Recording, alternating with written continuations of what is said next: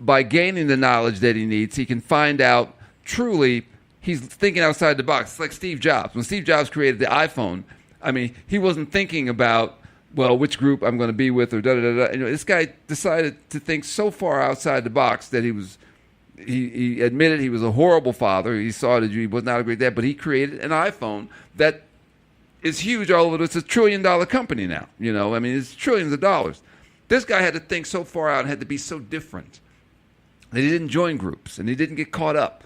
And so when you are one of those people still searching for answers, you're selling me on Red Sox. Yeah. But you keep searching for answers. You're the one that's going to get caught.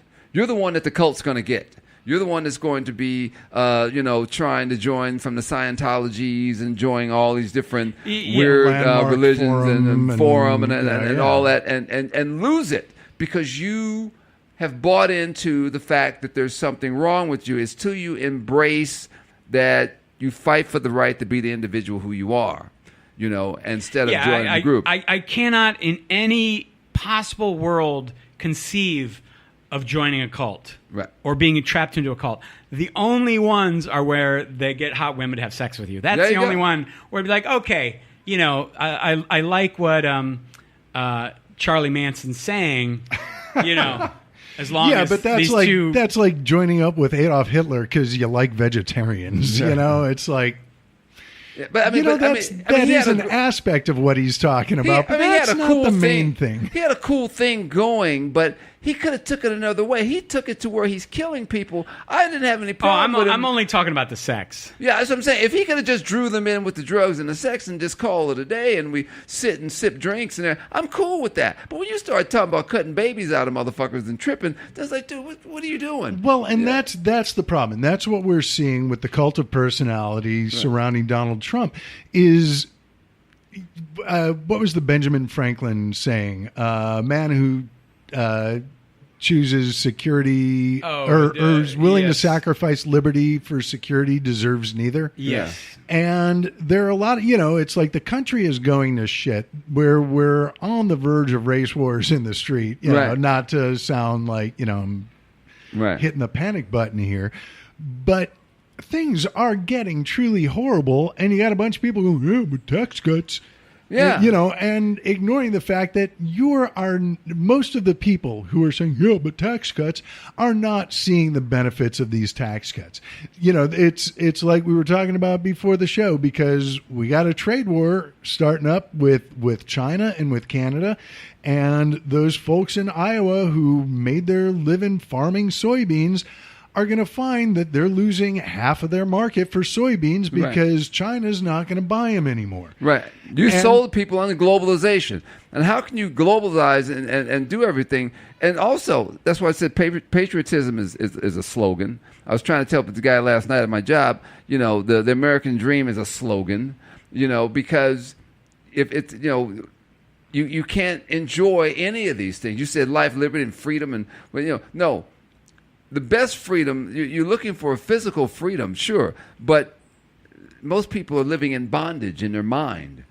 They're in bondage because by the way you think, and you're closed in. You're not. I mean, there are people who are more free. That probably the homeless people. Some of those homeless people are probably more free than the guy who's working every day because he said, you know what, fuck it, I just go live off. I go live off the land. And whatever, you got guys who are figuring out ways to survive, because now it's just about survival now. You just have to learn how to survive in 2018. And education is expensive. Healthcare is expensive. What about you? There's nothing about your fellow man. Where is that about that's why I'm always talking about humanity. Where is that? Well, I think what it comes down to is that with Trump and all his goofy ass followers is their definition of fair, because Trump is consistently complaining that trade deals that have been signed by good presidents and some of the not so good ones in the past are horrible deals and they're unfair to America.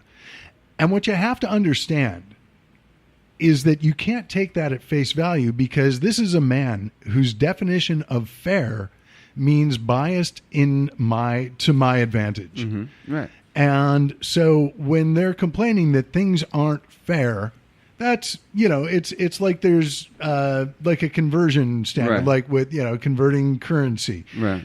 The Canadian dollar is not the same value as the American dollar. Sure, they're both called dollars, but it's not the same. So when Trump says, well, this isn't fair, that just means it is not already worked out to his advantage. But he's also speaking to that white boy out there who's saying, yeah, man, it's not fair what they're doing to us, bro. Right, I'm not... Because these people, his followers, also believe that fair means fuck you, I'm getting mine. And that fair is means what fair white. is. White should be first, okay? Which you've always been. You've always been first.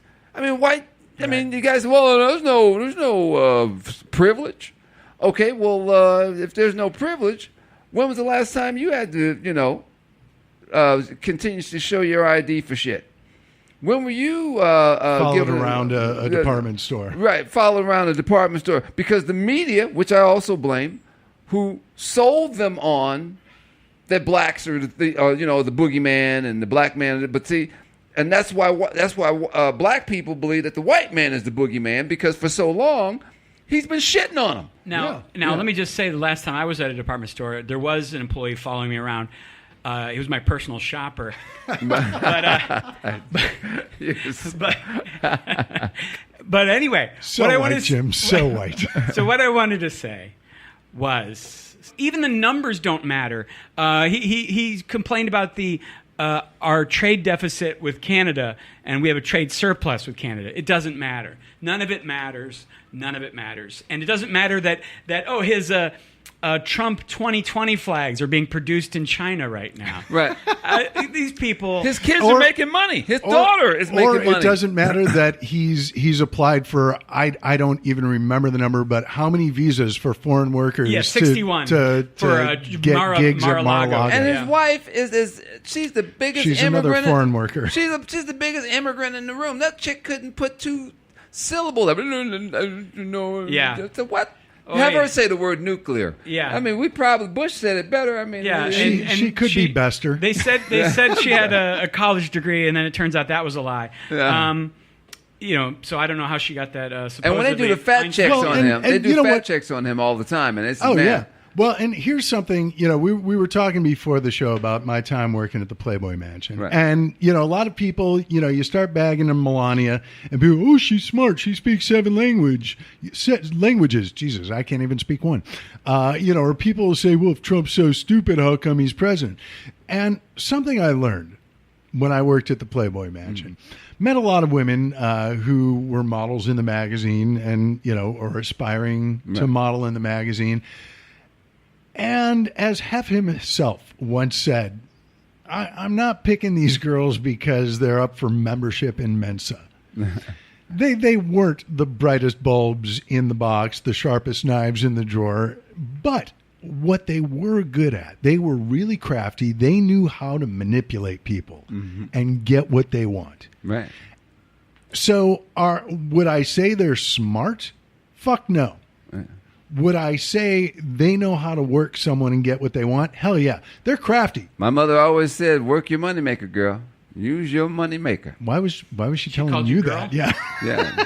No, that was just one of I have 5 sisters. No. Oh, yeah. Yeah. You have to explain some of these things. But she said, use your moneymaker. Well, it's good advice. Yeah. Good advice. That's what my grandmother told me. Yeah. Now, fantastic. We haven't talked about North Korea. We haven't. And this is another thing. We're talking about Trump putting the spin on things, flat out lying about what's going on with other countries, as he did with Canada, as you pointed out.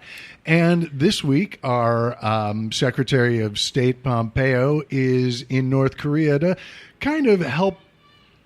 What are they saying? Clarify the agreement that Trump and Kim came to last month. So yes. And Pompeo is saying that things are going swimmingly. That these are great meetings, whereas North Korea has already called the meetings regrettable.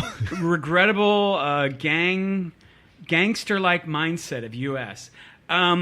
Now, I am inclined to be biased against things that come out of the North Korean government. However, knowing our government, I kind of got to take these at face value. Well, I mean, anytime you have two people leave a meeting and disagree over what happened in the meeting, then that doesn't mean the meeting went well. There's no way the meeting went well. And this whole thing has always been make-believe land where, we're going to sign this short paper that agrees to denuclearization of the Korean peninsula, but doesn't give a timetable. So, yeah, I mean, we all want peace. I think if you ask the general of the generals of all armies, they would agree that peace was the way to go. But they're not going to get rid of their tanks or their nuclear bombs. They're not going to get rid of their what? Did I say tanks? You're welcome. Yes. And so, he shit on the Iran deal, which was a real deal that involved actual adults and people who knew what the hell they were talking about. And then you have a guy who's not serious, who didn't have a ambassador to South Korea at the time, coming up with this piece of paper that's meaningless. And then, of course, before this meeting with Pompeo, we knew that North Korea is continuing to work on some of their structures for their nuclear bombs. Yep, they are rebuilding their nuclear capacity. And hey, speaking of Iran, they're getting back in the uranium enrichment game because there's no deal in place to stop them from doing it. Whose fault is that? Who repeal and replace? Did I say replace? Yes. By the way, a friend of mine is going to schools and teaching them about politics. And I just watched a fun video of him explaining the Iran deal to kids. He asked them, give them something you want me to explain to you and something else to compare it to. So they gave him SpongeBob SquarePants. I was going to say, did he also ask for a household object, yes. 2 careers, and a place where 2 people might meet? He might as well have. He actually. So you got SpongeBob SquarePants in the Iran nuclear deal, and by God, he pulled it off. So do you have any excerpts from this? Do you have anything that? Just that basically, it would be if SpongeBob made a deal with his next door neighbor to stop breeding sharks to kill everybody, and then when SpongeBob moves out and the new guy moves in, he's like, "Hey, I didn't make that deal." But ruins it all for everybody else. And anyway, sad days. Sad days at Sandy Bottoms. Yes. Yes. All right. We talked about North Korea. We talked about affirmative action. Well, we've talked about the toxic environment in Washington. So let's talk about the toxic environment in the rest of the country, courtesy of the recently departed EPA administrator, Scott Pruitt. I think it's fantastic that Pruitt is out. I am very, very concerned about who's going to replace him. Currently, the EPA is being run by the former deputy director, Andrew Wheeler, who, in coming into the job, had nothing but high praise for the job that Scott Pruitt did as the administrator of the EPA, which, to me, because even though I'm a smoker, I do like to breathe the air that we have. Saying that Pruitt did a great job running the EPA is, I don't know, exponentially worse than heck of a job, Brownie. If your job is to destroy the environment and make a lot of money for yourself and your family while doing it, while also burning through a large chunk of the agency's budget on shit that only profits your office, like a fucking cone of silence or silverware or fountain pens, or flying first class because you don't like it when people tell you they think you're doing a shitty job, as it is the American people's right to do. The only part of his time in office I'll defend is, $150 for a fountain pen. That's reasonable. Anyway, I support that. But no, apparently a lot of people bought fancy pens before, whatever. Fuck that shit. But the $43,000, the calling the Trump, trying to get a used mattress. Yeah. He sent his people to try to get a used mattress from Trump hotels. What the fuck?